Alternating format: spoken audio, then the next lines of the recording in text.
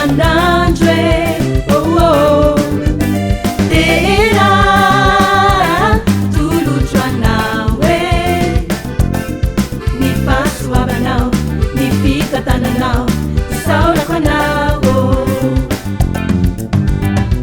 dia iny ankasitraka anandratra an'andriamanitra tomanandro izay inomenao hafana makalaza anao andi eo anatrehanao ifaly amin'ny falebiazanao ny babako mioby anao ny tanako misandratraminao jesosy saotra ho anao jesosy no ny drafonao sy ny fitiavanao isan'andro tena atolotro anao ny fahasoavanao ny fitantananao isaorako anao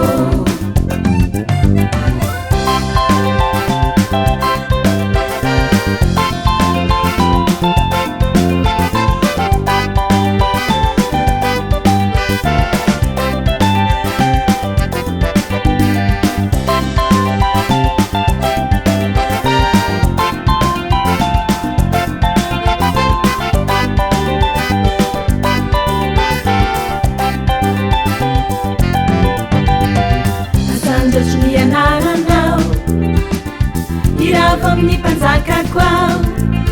voninahitra hoanao ireny ny laza sy ny mahery ny andriamanitro ray ankehitriny sy talo mahagaga foana ny tompo tena tiako loatra raha ilay tsy toteraiko saotra ho anao jesosy ny drafonao sy ny fitiavanao isan'andro tena atolotro anao ny fahasoavanao ny fitantananao isaorako anao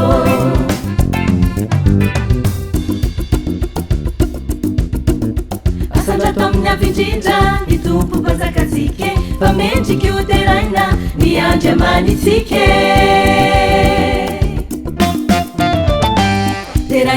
teraikio isan'andro ray anao fa mamiko loatra ny miaraka aminao sy misy atakalo konyeo anilanao